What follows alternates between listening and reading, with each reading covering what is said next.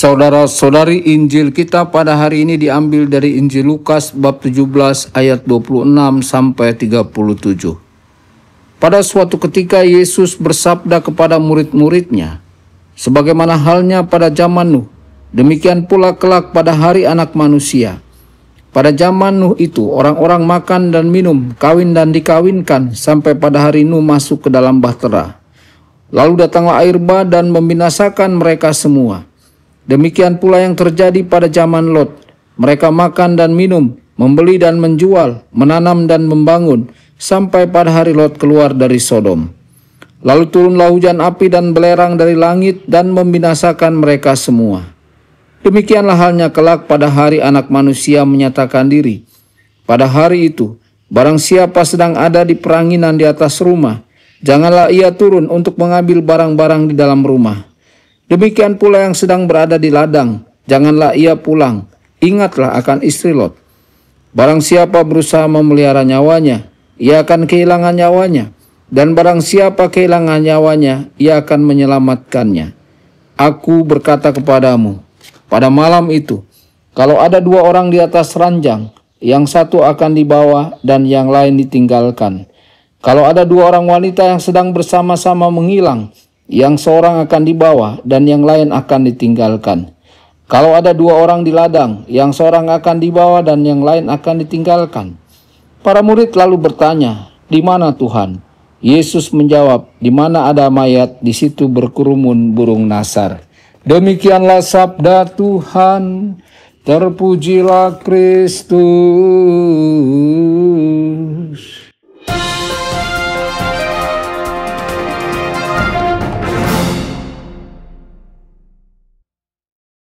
Dalam nama Bapa dan Putra dan Roh Kudus. Amin. Saudara dan saudari terkasih dimanapun Anda berada, jumpa lagi dengan saya Romo Tedens dalam saluran Warta Kabar Sukacita. Semoga Anda semua dimanapun berada senantiasa dalam keadaan sehat dan bahagia. Injil hari ini mengingatkan kita akan sesuatu yang sangat serius tetapi sering kita abaikan. Hidup ini adalah perjalanan menuju pengadilan kekal. Dan setiap hari adalah kesempatan untuk menentukan nasib abadi kita. Apakah kita akan masuk ke dalam kerajaan Allah atau tidak. Yesus dalam Injil memberi peringatan keras. Pada zaman Nuh, orang makan dan minum, kawin dan dikawinkan, sampai air bah datang dan membinasakan mereka semua. Artinya bukan karena mereka melakukan hal-hal yang jahat secara kasat mata, tetapi karena mereka hidup tanpa kesadaran akan Allah. Mereka hanya sibuk dengan urusan duniawi, tetapi lupa untuk mempersiapkan hidup mereka bagi Allah. Saudara-saudari, setiap pilihan kecil dalam hidup kita adalah respon terhadap Allah. Apakah kita memilih kasih atau egoisme, kesetiaan atau kompromi dosa? Gereja mengajarkan bahwa pengadilan pribadi terjadi segera setelah kematian. Maka pertanyaannya, bagaimana kita menjawab Allah hari ini? Hari ini kita lihat banyak orang hidup seolah-olah Tuhan itu jauh. Banyak yang berpikir keselamatan bisa ditunda. Banyak yang menunda bertobat. Nanti saja kalau sudah tua baru dekat dengan Tuhan. Tetapi saudara-saudari, siapakah yang menjamin bahwa kita masih hidup esok? Allah datang setiap hari dalam hidup kita, dalam suara hati, dalam peluang berbuat baik, dalam orang yang membutuhkan, dalam sakramen yang tersedia bagi kita. Tapi apakah kita menjawabnya? Saudara-saudari, Yesus menegaskan, barang siapa berusaha mempertahankan nyawanya, ia akan kehilangan nyawanya. Dan barang siapa kehilangan nyawanya, ia akan menyelamatkannya. Yesus tidak melarang kita mencinta hidup, tetapi ia memperingatkan kita untuk jangan terikat pada dunia ini. Namun hari ini, betapa banyak orang begitu terikat. Terikat pada harta dan pekerjaan sampai melupakan doa. Terikat pada gengsi dan sosial media sampai kehilangan jati diri. Terikat pada kenikmatan sesaat sampai jatuh dalam dosa terus-menerus. Terikat pada masa lalu dan sakit hati sampai tidak bisa mengampuni. Iman sejati menuntut keberanian melepaskan segala berhala hati.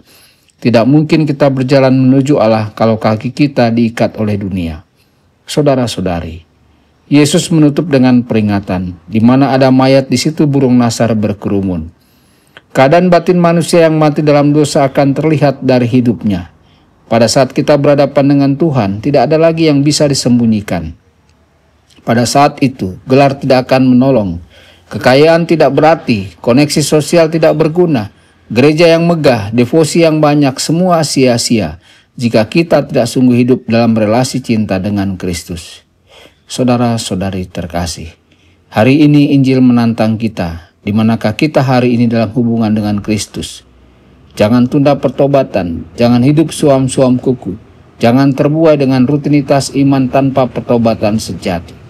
Marilah kita mulai hari ini, luangkan waktu berdoa setiap hari, datang menerima sakramen tobat, hidup sederhana, tidak terikat pada dunia, mencintai sesama dalam kasih nyata, dan membiarkan Tuhan menjadi pusat hidup kita. Semoga ketika saatnya tiba, entah saat kita dipanggil pulang, atau saat Tuhan datang kembali, kita kedapatan berjaga. Kiranya kita dapat berkata, "Aku siap ya Tuhan, Engkaulah harta hidupku yang sejati." Tuhan Yesus memberkati Anda semua. Sabda Allah adalah kebenaran.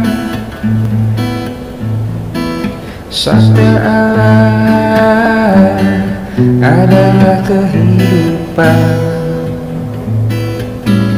Mari kita mencintainya, mari kita menghayatinya.